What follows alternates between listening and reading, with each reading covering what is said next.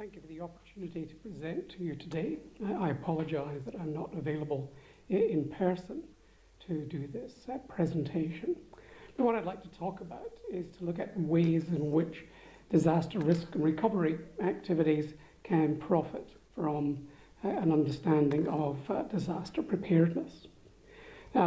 Obviously, it is well known that natural hazard events, when they occur, tend to present affected communities with atypical and highly challenging events. This often means that the disruption to societal functions and resources and to infrastructure increases the need for some degree of community self-reliance to support their recovery. Often the nature of these problems means that the quality of people's recovery will be improved through the integration of external assistance within the recovery process. And this means that we can start to conceptualize response and recovery processes in terms of the complementary relationships that can exist between community members and their inherent capabilities, and the way in which external resources and agencies complement those activities. In order to do this, one way to build this capacity is through developing people's response capability within the recovery processes, and also to look at how these activities can be combined with the development of future capability to assist communities to deal with events which they will inevitably experience at some point in the future. The presentation today is based on the identification of links that exist between preparedness research, identifying predictors of community preparedness for natural hazard events, and research conducted during the response to large-scale hazard events.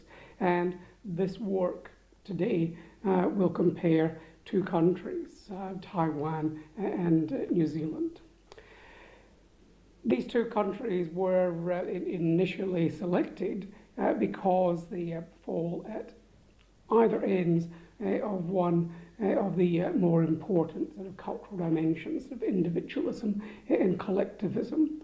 I won't go into these issues today. The rationale for this is available in other publications. But the point is to look at one particular theory of preparedness, in this case community engagement theory, and to use the data presented here from New Zealand and Taiwan to identify how there are similarities that exist regarding the precursors of natural hazard preparedness in both countries. Now, if the interest shifts to looking at how people respond to hazard events, one way of developing an understanding of the efficacy or the validity of these sort of pre-event theories is to determine whether or not there is evidence of similar processes, similar competencies, similar relationships being important in the way in which communities respond to large-scale hazard events. And one of the reasons for identifying New Zealand and Taiwan data here is that this maps onto complementary work that was undertaken in post-disaster settings.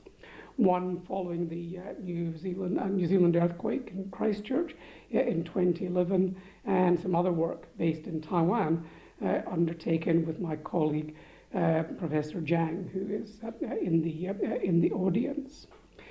In these diagrams, the idea was to look at two things. One concerned what kinds of adaptive demands that people had to respond to. And in both New Zealand and Taiwan, it is clear that there are different activities that need to be undertaken during these sort of impact, post-impact response, and recovery periods. Again, I'm happy to distribute publications that discuss these findings in more detail. But for the purpose of today's talk, I want to draw your attention to the writing in green in both of these diagrams.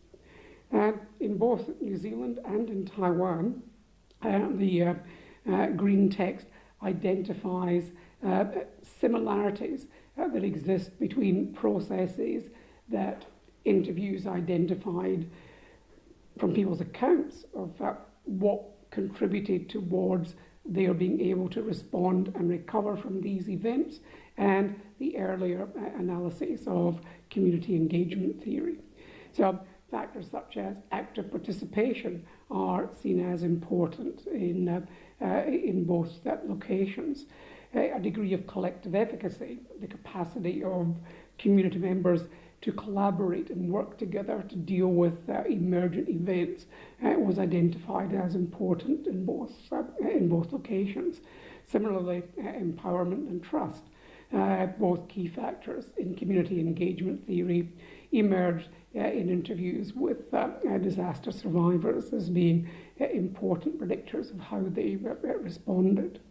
There are other elements in both of these diagrams that highlight areas for the development of theory, but for the time being, I just want to draw attention to the fact that there are links, discernible links between research conducted in the sort of pre-environment space and that conducted in a post-environment session, this selection of interviews.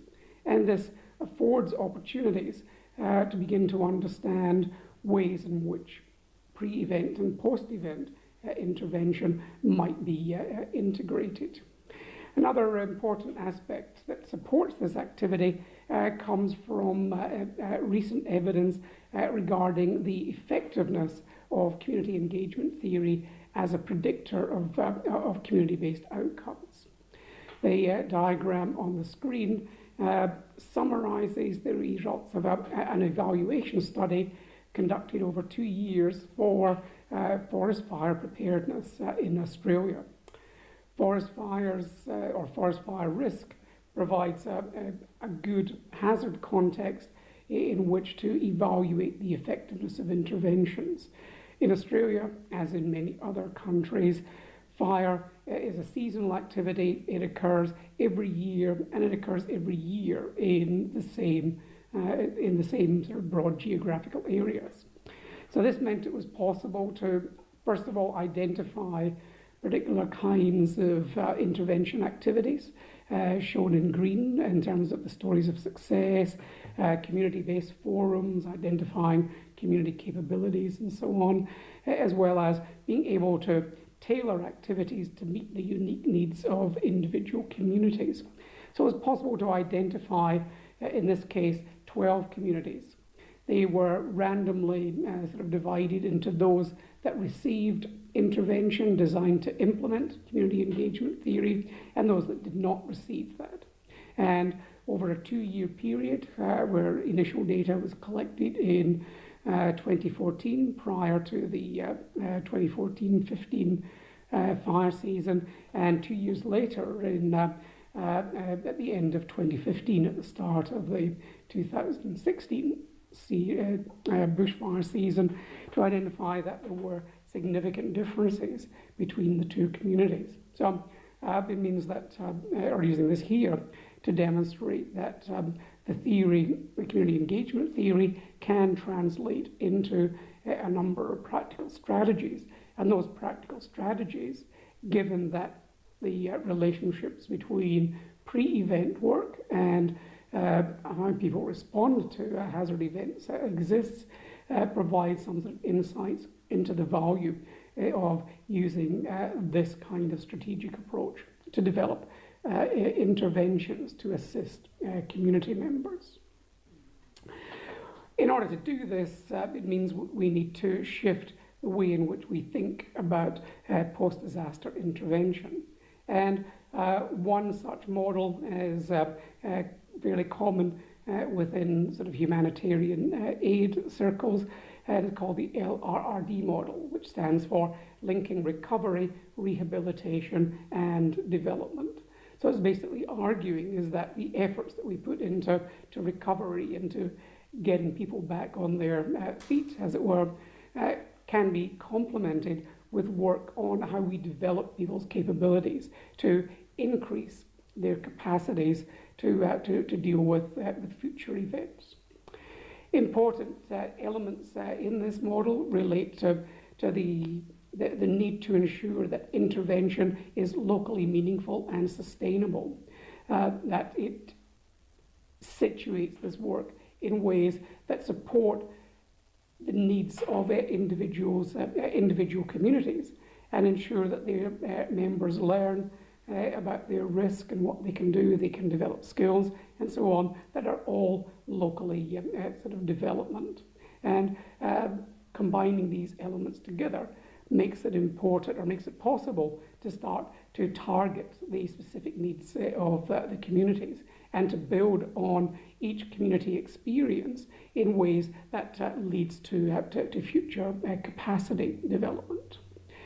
Another element in this approach is what's called a strengths-based approach.